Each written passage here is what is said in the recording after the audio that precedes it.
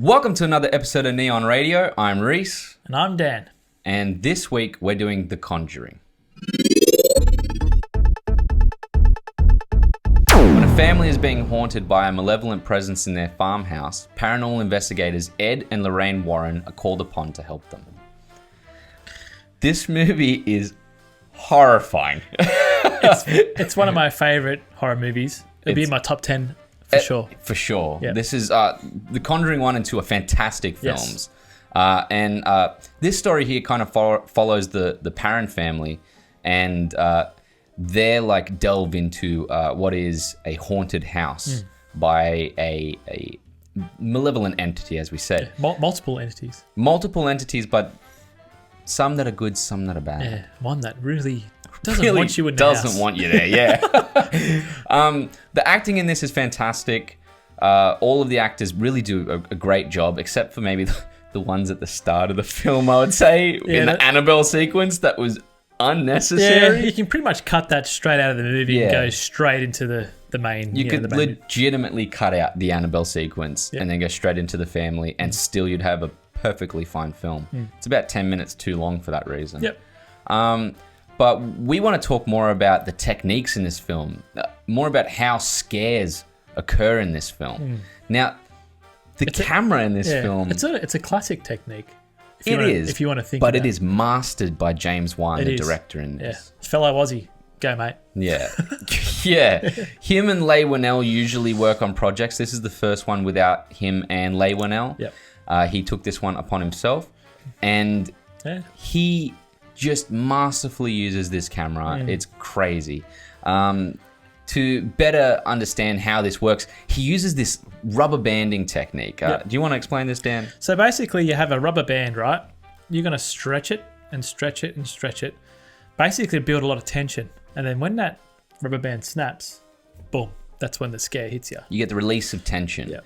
But he does something where he builds the tension and then allows you to know that the release is coming. So it's more of the tension is the most important part of the film. It is. That's what makes the scare. Yeah, and there's moments in this film that build tension like crazy. Yes. One that I will say without giving away. Pretty much, that's all you got to do. Yeah. That's it. I mean, that scene is fantastic. It's horrifying. It kind of builds tension in a way where most horror movies do this.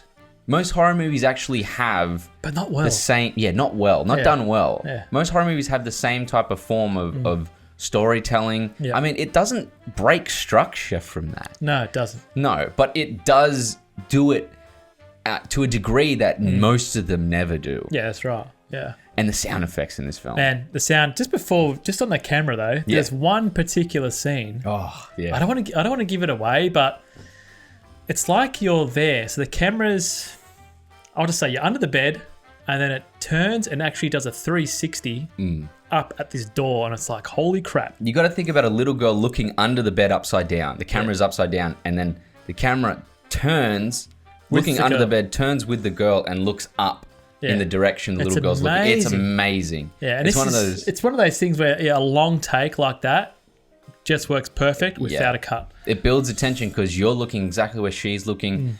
The fact that you're passing by a dark area at that point makes you go, oh, I'm going to get a scare. You know, like even though that whole scene is scary. It's so tense. Yeah. But yeah, moments like that in the film are what are masterfully done. And there's also moments with the camera where you go full POV with the mother. Yes. Point of view with the mother. And because of that, you kind of feel like you're in the house with them. Or possessing her. Speaking of which, I just want to touch on the production design layout of this house. Oh, yeah. It's fantastic. So you never feel like you're lost in this house. No. You know every location. And by the end of the film, you know exactly where everyone is, the rooms that they're in. It's wonderful. Yeah, you could basically close your eyes, transport to that set, and know exactly where every room is. And it plays well because in the beginning of the film, the girls play a game of, what's it called? Hide and clap. Yeah, hide and clap. And that obviously plays to a a certain dreadful scene that later on. Foreshadows. But yeah, and it just works so good. Like just to think of that is just amazing. Yeah, the fact that like we're lucky that the truth is that the house was laid out the same as the original house from the story, the true story. But it was just very lucky that coincidentally it was easy to navigate through. And they do that by really pulling the camera out and giving wide shots of the whole house constantly. Yeah. So you know the layout. And that's really, really helpful. Let's get into the sound. Yeah, the sound is awesome in this. My favorite scene, just with the use of the sound effects, it's not giving anything away. Once the Warrens come into the house, they bring in all their technical equipment, things like that, and they do a sound check and they just put their headphones on. And you actually hear what the Whannells are hearing. It's just so good. It just takes you into the environment and just works really, really well. And also a lot of the actual just sound effects occurring in the actual film. Like, for example, whenever the children are getting pulled from the bed, this is like it's really like visceral thump of a sound. Yeah, it's like a bassy vacuum sound. Yeah. And just a lot of moments like that obviously horror films need that to, do what they have to do with the scares, but it really is like something that puts you in the moment of whatever's happening in the film. There's sort of no old school jump scares, if you want to say. It's just build. It builds. Well, the jump scares that do occur in the film, are coming, and that's what's kind of beautiful about it. It is, yeah. Because the scare isn't what's important, and it's the build up to the scare. Correct, yeah. Also, just to quickly touch on sound music, the opening credit roll is amazing. I love opening credits like this. I love the build of the music as the actual credit name comes in. The Conjuring comes on screen, and it looks like an old 70s, mustard yellow. Yeah, I love how that so cool. It sort of scrolls up, and then the actual the camera pans up. Pans down. It's really good. And there's the window. Oh, so cool. Yeah. Just to touch base a little bit on the truth behind the film. The Perron family were real people, and they did actually have, they say that they did actually have ghosts that were haunting them. It was more so less of a possession aspect, and it was more so to do with the mother going too deep into the history of the house. Yeah. The house had a bad history. It had suicides, drownings, it had people freezing to death, murders, rapes. It had everything. There. And it was all from a family from Bathsheba Sherman. Yes.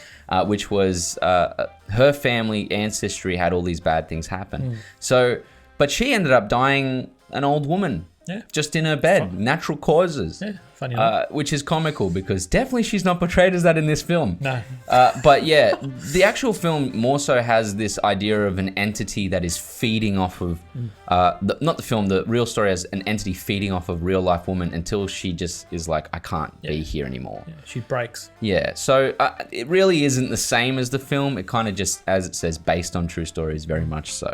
Yeah. Either way, if I got into that house, I'm out. You'd know something's there. Once the dog doesn't enter the home, yeah, I'm done. I'm like, nah, we gotta leave, eh? I'm done. Oh man. Final thoughts on this? Look, my final thoughts on this is it's definitely up there as one of the better horror films. It'll be easy in my top 10, particularly because of the way that James uses the camera, the sound, even just the build up and just a little bit of it's hard to explain. You really got to watch this. If you're afraid of horror movies, watch it. Please watch it. Find someone with you.